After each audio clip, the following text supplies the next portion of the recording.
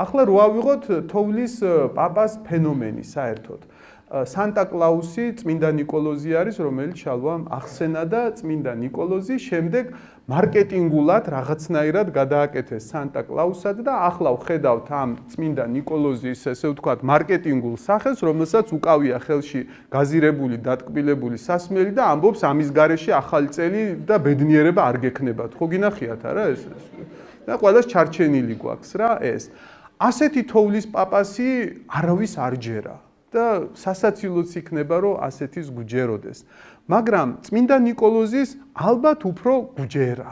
გუჯერა ანგელოზის, რომელიც სადღაცა ჩვენს უკან უხილავს სამყაროში არის და იქიდან ეხლაც გვიგზავნის რაღაცეებს იმისთვის, რომ ჩვენ უკეთესები გავხდეთ და განვითარდეთ. მაგრამ ეს ბავშვებთან სასაუბრო თემა ზუსტად ასეც. არაერთხელ მისაუბრია, მაგრამ ანგელოზებს საკუთარი ხელები აქვთ.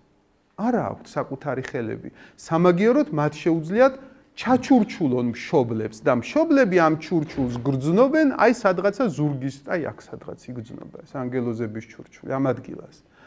და რა თქმა უნდა, ნაძვის ხის ხეშ საჩუქარი ჩვენ ვიყიდეთ, მაგრამ ჩვენი არ არის ეს საჩუქრები, გვიჩურჩულეს იმ ანგელოზებმა, რომ თქვენ მოგართვათ. აი ყურეთ, აქ ტყუილი არის თუ მე ამისი მჯერა? აქ ხო ტყუილი არ არის არაფერი.